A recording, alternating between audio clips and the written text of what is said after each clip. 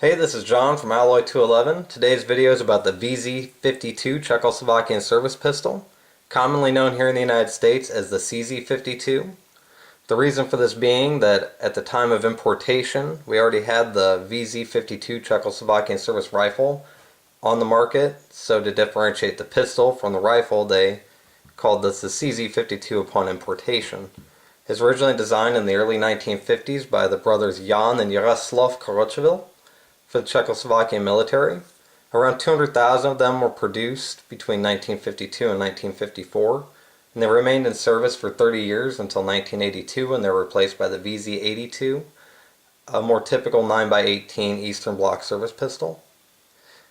It's a short recoil, roller-locked, single-action pistol. It has a frame-mounted safety where down is safe, or down is fire, and up is safe. And if you push it all the way up, it decocks it, which is a really fortunate thing for this particular gun because the original firing pins were known to be brittle and to shatter if they were dry fired. So it's a good thing it has a decocker, so that way you don't have to worry about accidentally shattering your firing pin. They do make an aftermarket machined replacement that I have yet to get, and probably in the future when I do get one I'll make a video about how you change that. But for right now I'm just going to use the decocker rather than shatter my firing pin because I do enjoy shooting this gun. Ergonomically it does look a little clunky, and honestly it is. The grip is pretty long, or not long this way, but wide, that's what I should say, not wide that way. It's actually fairly narrow that way, but wide this way. And it kind of makes the gun feel a little clunky in your hand. But I mean, that's just due to the fact that the round is so long.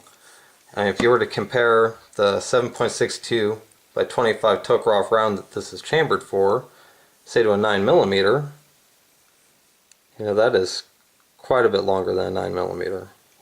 Probably a quarter of an inch. And even compared to a 45, this is a 45 here, I guess many people who are watching this might be able to tell that. But anyway, compared to a 45, it's still about 1/8 of an inch longer.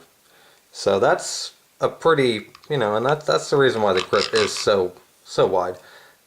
And originally this gun, when it was originally designed, was chambered in 9x19.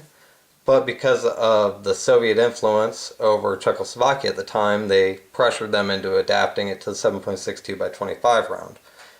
Which, although for them I guess that's kind of crappy and put upon, for us, or for me at least, I'm really glad that they did, because the lock for this gun is probably the strongest lock of any 7.62 by 25 handgun that you can buy.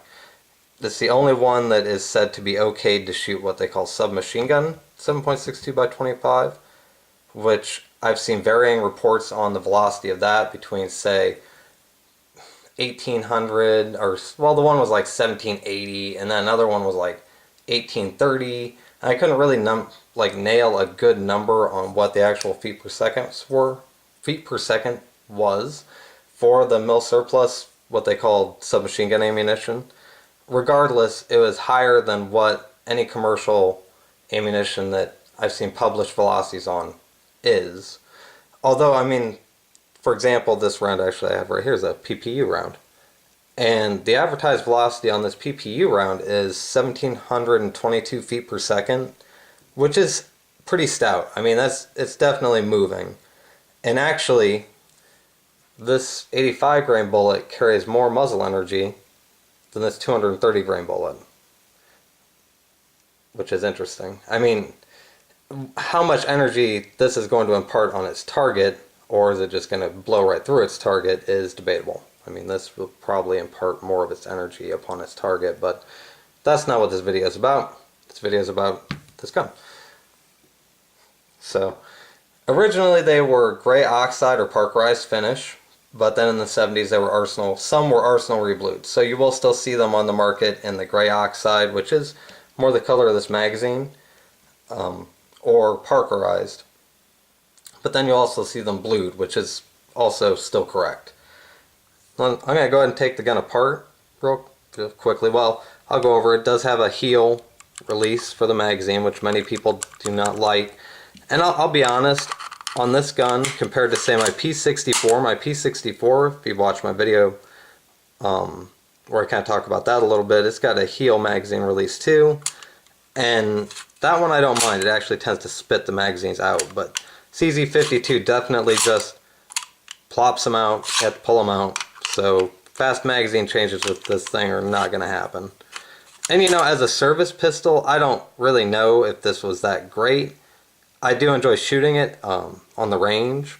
So as a recreational pistol, it's fun and enjoyable. As a military sidearm, I think that although it's round, given the rounds, say, high velocity and small caliber, it would be good, say, in a modern battlefield against other modern infantry, maybe, just because of the body armor and such that they wear.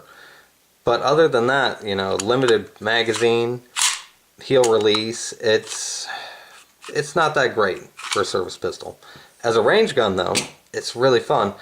And although, I mean, it has a stout recoil, it's not a hard recoil in any sense. It's more of just a push. You know, it just feels like it's pushing. So, I mean, I would say it's comparable to, say, a 357 Magnum, but it's not as harsh.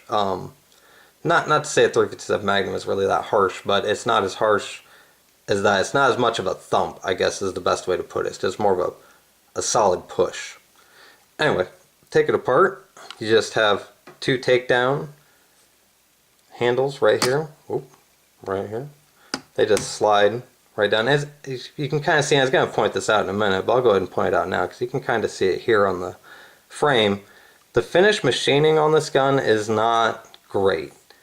I mean, it's a perfectly functional firearm. It shoots well and is relatively accurate, but the finish machining on parts that don't need to be perfect is definitely not perfect. I mean, you can tell this was definitely made as cheaply as they could possibly make it.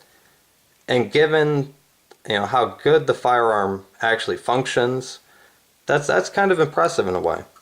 But anyway, right here, your takedown levers, which I just pointed the gun at myself, which always make sure your gun is unloaded. I'm going to go ahead and drop the hammer there. You just pull down on these levers.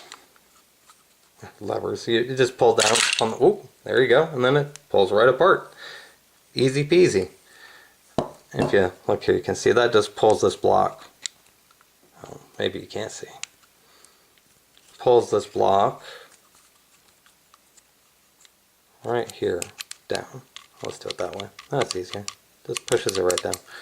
And I was going to show you again here too with this machining. You can see they didn't polish these surfaces. They just left them pretty roughly machined. You know, it's still totally functional. I mean, you look at where the frame or where the slide actually rides, and that's all smooth. That's all been, you know, any place that's actually a surface that's important, it has been machined all the way down and properly and made a relatively clean part. But then, as you can see in these non-critical areas, they just left those swirls in there because they're not going to affect anything. It's not going to hurt anything. So, and that's say Cold War era, made on the cheap, or made on as cheap as they could. Now, my biggest complaint about this firearm, other possibly than the shattering firing pin, is the way the barrel is removed.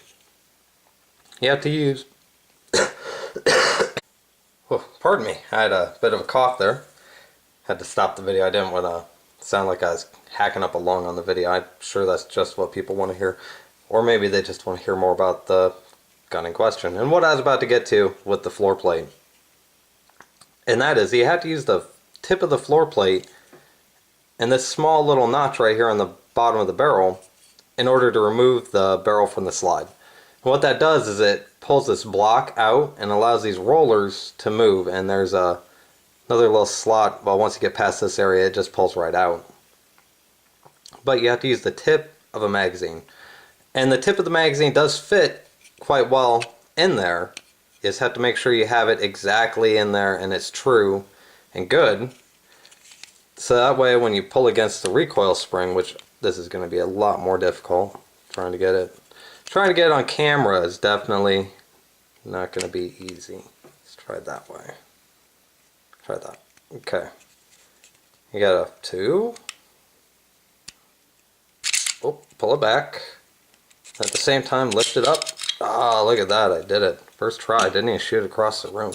Oh, almost did there. Anyway, pull it forward.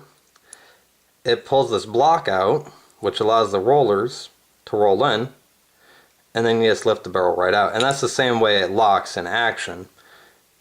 When it's back, those rollers are pushed by this block into these recesses, locking the barrel. And then after it fires, it moves back. The block stays in place, kind of, and the rollers are allowed to move in. It doesn't want to stay over there. Anyway, then it gets pushed back in place and it's locked again. But like I said, I find it to be a really poor design. I mean, if these magazines were better, I mean, they're not bad magazines, they're good, they function, but this lip on here has a tendency to bend, and that is just a really weak point for the firearm. Or not for the firearm, but just for the takedown of the firearm. I guess if you never had to take it apart, that wouldn't probably be a problem, but very rarely do I think a service arm would ever need to not be taken apart. At least that much. Anyway, and then to put it back on the slide, or put back on the frame, put the, I'll see if I can show you that a little better. Just drops right on. You push it down, and then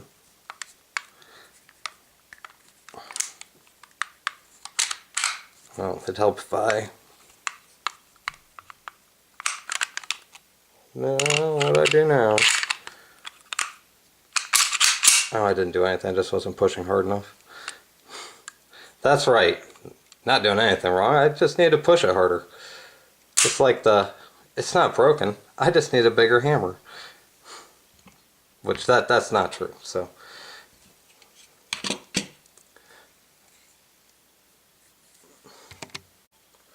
I also wanted to touch on the fact that they also have made several different caliber conversions for this. I shouldn't say several, really just 2, because this was originally designed in 9mm. You can actually get a 9mm barrel for it. They aren't in production now from what I saw, but they were in production at one time, so you may still be able to get one, or you may be able to get a CZ52 with both barrels. And then also there was a Wildcat round called the 22 Reed Express that was developed for this, which took a 7.62 by 25 round and necked it down to 22 caliber, and it would drive a 30 grain bullet to over 2,500 feet per second, which is crazy fast out of any pistol for any bullet. Anyway, this is a gun that is enjoyable to shoot and can handle pretty much the hottest 7.62 by 39 rounds that you would want to put through it. You know, as for overall finish, it's a Cold War era Eastern Bloc pistol. I mean, you have to take it for what it is. But functionally, functions great. Other than that firing pin issue, I really don't see anything wrong with it for a range gun. And it's definitely fun, it's different, and for being such a light bullet, it hits really hard. Anyway, I hope you enjoyed the video. If you did, go ahead and hit the like button. You know, I have a lot of other videos on here. If you want to check those out, maybe you'll like those too, and you'd like to subscribe. So, hope to have you watch some more videos. Later.